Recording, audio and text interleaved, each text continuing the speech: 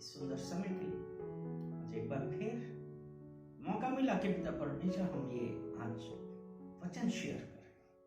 धन्यवाद देते हैं पिता परमेश्वर, जितने भी देखने वाले सुनने वाले हैं पिता परमेश्वर उन सब आपको कमिट करते हैं। और पिता परमेश्वर यीशु मसीह के लहू का बाड़ा चारों ओर बनाते हैं।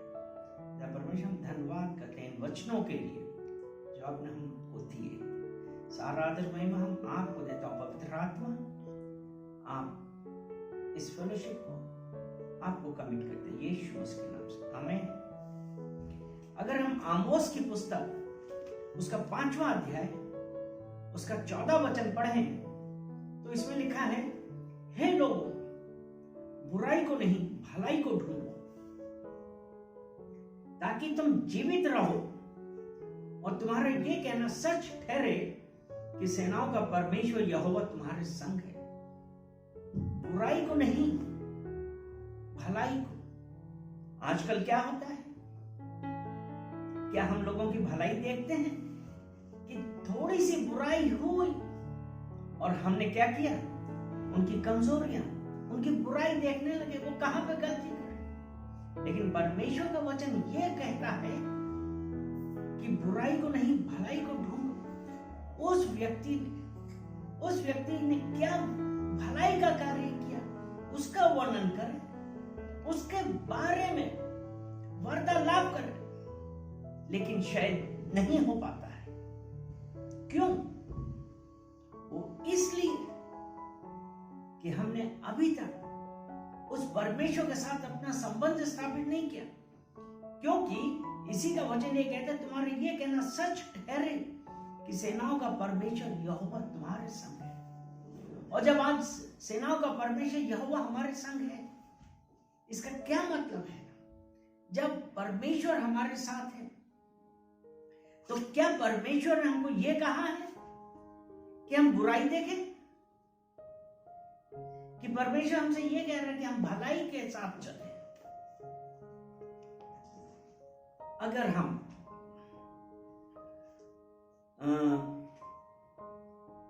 यूहन्ना की पत्री उसका 14 अध्याय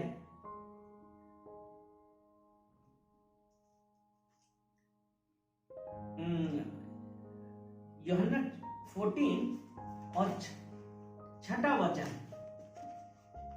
यूहन्ना 14 उसका 6वां वचन कहता है कि यीशु ने उससे कहा, मार्ग और सत्य और जीवन मैं ही हूं, बिना मेरे द्वारा कोई पिता के पास नहीं पहुंच सकता। यानी कि अगर यीशु मसीह हमारे अंदर है तो क्या हम बुराई को ढूंढेंगे? जबकि यीशु मसीह ने तो कहा, सत्य मार्ग और जीवन मैं ही हूं। अर्थात हमको अपने आप को बदलना है। इसीलिए कि सेनाओं का परमेश्वर यहोवा तुम्हारे संग है। जब हमने आज यीशु मसीह को स्वीकार किया और यीशु मसीह से यह कहा कि परमेश्वर आप ही मेरे परमेश्वर और आप ही मेरा उद्धार करता है, अर्थात वो परमेश्वर जिसने आपके लिए और मेरे लिए अपना लहू क्रूस पे बहाया, जिससे कि हम अनंत जीवन के अधिकारी हो जाए, जिसे हमारा उद्धार हो। लेकिन क्या हम उसके अनुसार चल रहे हैं? क्या हम भलाई को ढूंढ रहे हैं कि आज भी हम लोगों के अंदर जो उनकी बुराइयां हैं उसको ही हम हाईलाइट कर रहे हैं? परमेश्वर जो दयावान है, अगर हम रोमियो की पत्री उसका 12 अध्याय उसका 17 वचन पढ़ें तो उसमें लिखा है, बुराई के बदले किसी से बुराई ना करो। बुराई के बदले किसी से बुराई ना करो। जो बातें सब लोगों के निकट भली हैं उनकी चिंता किया करो। जो बातें सब लोगों के निकट भली हैं, यानी कि बुराई को नहीं भलाई को ढूंढो। जो सब लोगों के निकट भली हैं उनकी चिंता किया करो। हम ये क्यों बुराई दूसरे की देख रहे हैं? बेहतर है हम अपने आप को बदलें।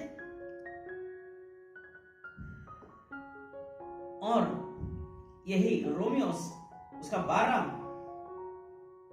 और उसका 21 वचन कहता है, बुराई से ना हारो परंतु भलाई से बुराई को जीत लो।